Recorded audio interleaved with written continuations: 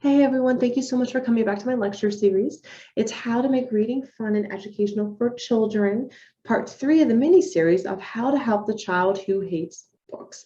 Again, this little segment was created because of a lot of questions that parents have asked me, trying to ask, what do I do when my child absolutely hates books and cries, but even the sight of the book or the smell of the book, or even just opening the book and reading the first page, what do I do? So here are some more segments and suggestions to help you get the child past that hostility and to make your reading to a really positive experience for the parent and the child.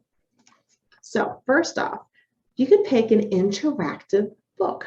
So there's certain books that sometimes they'll have maybe a little Velcro, and maybe you can stick things on the book. Like, how fun is that? Be able to stick like a picture on a book. Sometimes you have books that are really rough.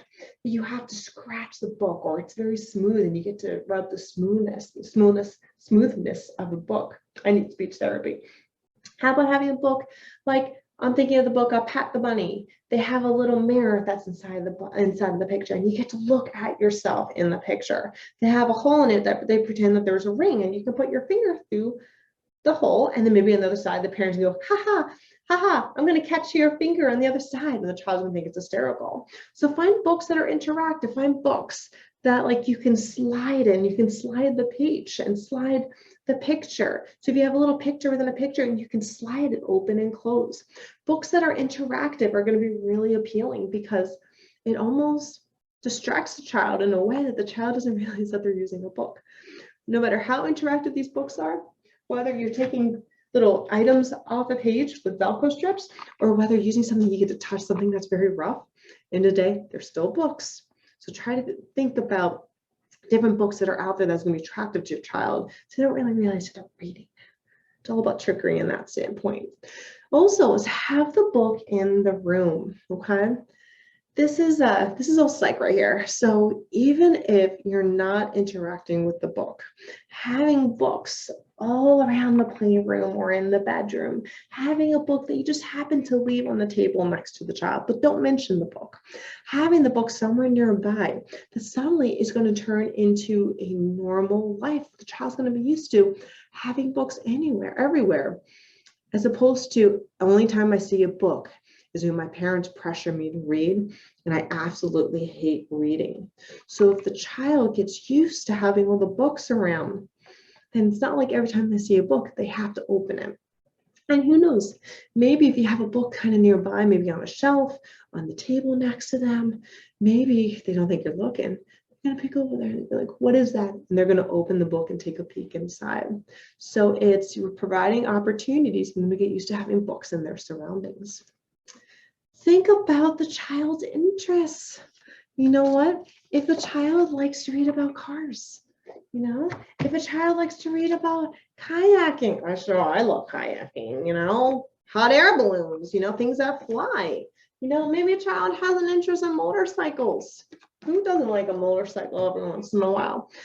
Use those books that the child's really interested in. In this particular circumstance, you have this adorable child right now. He's dressed up as a doctor, and this adorable child, he's dressed up as a construction worker, So they're acting out the part of an occupation. Maybe you can make it into an activity where you're reading a book and they get to dress up as that character. If you have those costumes that you have around the house, maybe you could do an extension. If you're reading something about, say, transportation books, maybe they can have their own car that's a transportation car, that they like, a car that they have at home, or they have a motorcycle at home or something like that, and they can play with it when they're reading. The whole point is that you're trying to play off the child's interests so they can associate their interests with what they're reading. Not too shabby. And then read photo albums. People don't always consider this, but reading a photo album is actually a book, technically, because when you're looking at the book, see, I'm loving this. This is like beautiful to me because you have an entire family who are sitting together and they're in front of this book. And yes, it's a photo album, but isn't a photo album a book? Because you have to turn the pages. Sometimes you have words on the pictures, depending on the pictures that's taken. I know we definitely have the words on the front of the page. So the child is learning about what the beginning, the front page, learning about the cover, learning about the back side of the photo album, learning about each individual page, learning how to handle whether it's the right direction or not using a photo album. And a photo album is a fun way to get the child to want to read, but not realize that you're pushing him to. And in this sense, it'd be learning how to handle and accept a book and that time you have with your family. So reading photo albums, talking about the pictures. Who's in the picture? What are they doing in the picture? It's a really fun way to try to facilitate language. And they don't really realize that it's a book. Gotta love it. So I hope everyone has found part 3 of my mini series very helpful, how to help the child who hates books. If you have any questions, please feel free to reach out to me at Liz@healthyspeechsolutions.com. I look forward to hearing from you guys soon. Bye.